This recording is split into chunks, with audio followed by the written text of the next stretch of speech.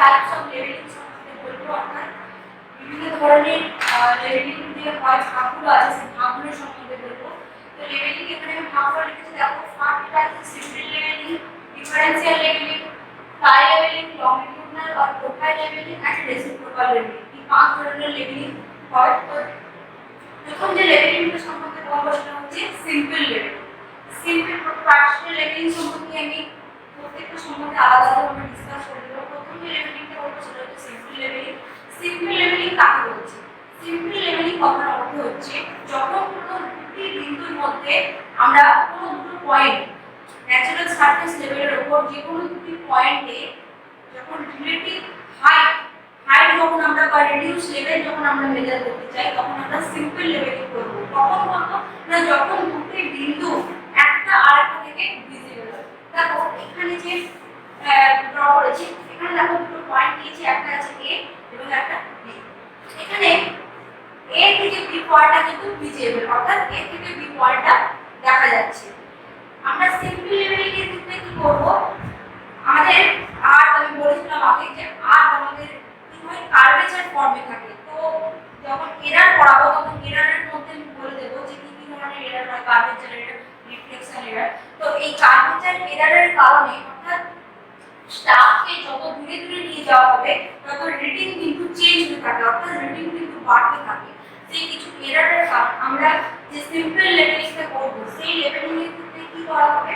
সেই লেভেলিং এর ক্ষেত্রে করা হবে যে লেভেল যে মেশিনটা আছে এই লেভেল মেশিনটাকে এ এবং বি পয়েন্টের মিডলে স্থাপন করা হবে। অর্থাৎ যে লেভেল মেশিনটা ট্রাইপডের উপর রাখা, আমি এখানে ড্রয়িংটা করেছি, এখানে এ এবং বি বিন্দুটাকে মোটামুটি ভাবে মিডলে কিন্তু ইনস্ট্রুমেন্টে রাখতে হবে। এই রাখার পর কি হবে? ফার্স্ট রিডিং আমি বলেছিলাম ব্যাক সাইড ফোর সাইডে ফার্স্ট রিডিং কোথায় হবে? বেঞ্চমার্ক, যেটাকে আমরা কি বলছি ব্যাক সাইড রিডিং। অর্থাৎ বেঞ্চমার্কে যে রিডিংটা নেওয়া হচ্ছে লেভেলিং কাজ শুরু করার সময় প্রথম যে রিডিংটা নেওয়া হচ্ছে তাকে বলা হচ্ছে ব্যাক সাইড। ব্যাক সাইড রিডিংটা আমরা কোথায় নেব? প্রথমে কি করব? আমরা এখানে স্টারটাকে বসাবো। এখানে স্টারটাকে বসানোর পর কি হবে? সার্কেল এই দিক থেকে দেখবে, সার্কেল এই দিক থেকে দেখে এই যে এটা যেটা হচ্ছে সেটা হচ্ছে লাইন অফ সাইড, যাকে বলা হচ্ছে লাইন অফ সাইড। এই যে লাইন অফ সাইড থেকে যাচ্ছে এটা স্টাফের কোনো না কোনো একটা রিডিং করবে এবং নেক্সট আরেকটা স্টাফ করে রাখা হবে বি স্টেশনে রাখা হবে, বি স্টেশনে রাখা হবে এবং সেম সার্কেল এই দিক থেকে কি করবে? এই স্টাফটার রিডিং। এবারে এদের মধ্যে কিভাবে রিলেটিভ হাইটটা ডিটারমাইন করা হবে? এখানে দুটো স্টাফটা সাপোজ এখান থেকে রিডিংটা দেওয়া হলো 1.00 মিটার এবং এখান থেকে এইদিকে যে স্টাফের রিডিংটা দেখা গেল এটা হয়তো সাপোজ 2 মিটার। তো আমি তোমাদের আগেও বলেছিলাম যে ফর্মুলা যেটা হয় সেটা হচ্ছে height of instrument. Height of instrument কাকে বলেছিলাম আমি আবার বলে দিচ্ছি যে ডেটাম লাইন হয় মিড সি লেভেল হয়, মিড সি লেভেল থেকে এই লাইন অফ সাইডের ডিসটেন্সটাকে বলা হচ্ছে হাইট অফ ইনস্ট্রুমেন্ট। এই height of instrument is equal two কি ফর্মুলাটা ছিল? Height of instrument is equal two ফর্মুলাটা ছিল ব্যাক সাইড যেটা ছিল সেটা প্লাস বেঞ্চমার্ক, অর্থাৎ benchmark plus back side. Benchmark কত? এই পয়েন্টের জন্য বেঞ্চমার্ক করে দিয়েছি 100.00 মিটার। তো এই বেঞ্চমার্ক প্লাস ব্যাক সাইড, তো বেঞ্চমার্কের জন্য 100 নেব প্লাস ব্যাক সাইড কত? 1 101। অর্থাৎ হাইট অফ ইনস্ট্রুমেন্ট এই পয়েন্টের হাইট অফ ইনস্ট্রুমেন্ট হচ্ছে 101। আমরা এই বেঞ্চমার্ক তো জানি, আমাদের রিডিউস লেভেল বার করতে হবে, পয়েন্ট বি বের করতে হবে।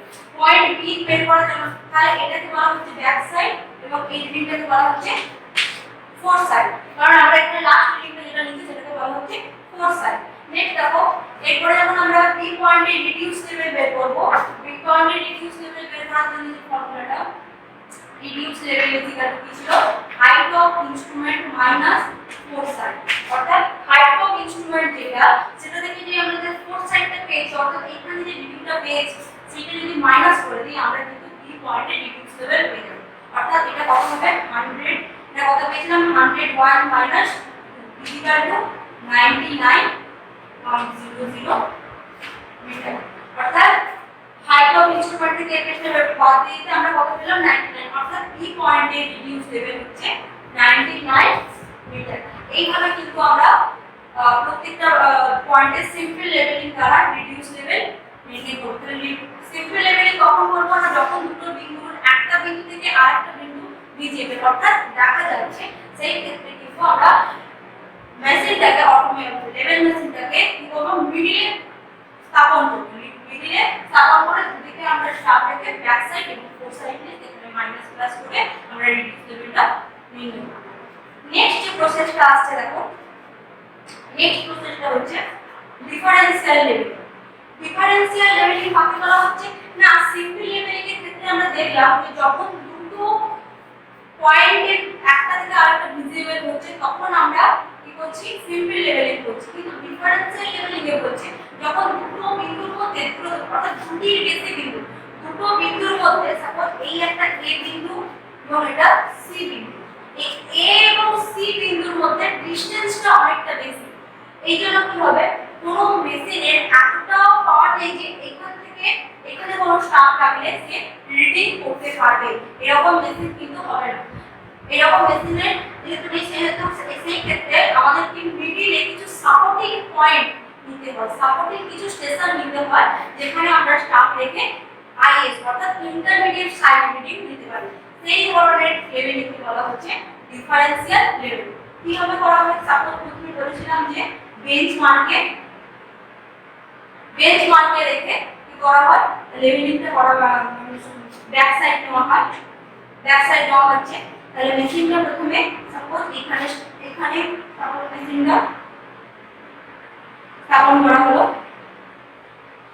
এখানে স্থাপন করা হলো, এখান থেকে রিডিংটা দেখা হলো। এখান থেকে রিডিং দেখার পর নেক্সট এখানে আমরা এখানে যদি স্টাফ রাখা হয় এই স্টাফটা পর্যন্ত কিন্তু পৌঁছানো যাবে না, সেজন্য লাস্ট আমরা দেখছি ম্যাক্সিমাম এই জায়গা এই পয়েন্টটাকে দিয়ে দিচ্ছি।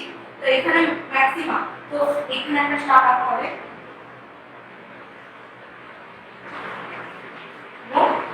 B point,